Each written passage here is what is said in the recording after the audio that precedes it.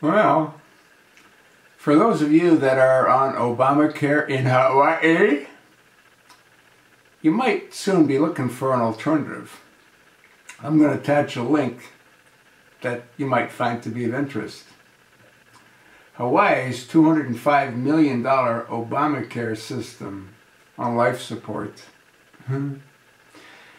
Now, the question that I have to ask is, do you think it's only Hawaii's Obamacare system that's on life support? Maybe it's the only one that's surfaced. The problem with so much money being spread around is people take advantage of that money that's being spread around, and they use it for purposes other than what it was intended and designed to be used for. In the case of Obamacare, it doesn't work. What do you think is going to happen if and when the Supreme Court follows the law, which is dubious and doubtful at this point? But let's assume they follow the letter of the law, and they determine that only states that went ahead and opened their own exchanges can have their citizens obtain subsidies for Obamacare. The question you have to ask yourself is, where the hell are those subsidies coming from? From you.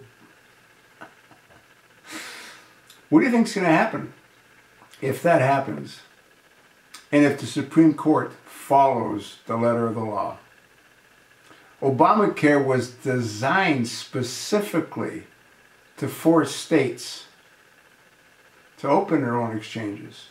Those states that chose not to would have made their citizens ineligible for Obamacare subsidies. 37 states did not open their own exchanges.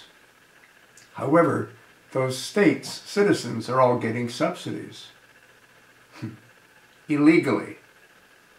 We'll see what Supreme Court rules, and we'll see what happens as a result of what they rule. As I've said before, personally, I think the Supreme Court is as corrupt as this administration, and they'll find a way to allow this insanity to continue until there's nothing left of the American healthcare system. And you know what? I'm tired of saying this, and I've said this hundreds of times. Guess what? There's no accounting back end to Obamacare. But it doesn't seem to bother anyone, especially the insurance companies. You know why? Because Obama's paying them based on their best guesstimate. They can't account for anything. Totally nuts. And you have to ask yourself a question. Do these insurance companies think that the gravy train is going to continue rolling on forever? Because it won't. And then what's going to happen to all the insurance companies? But you know what?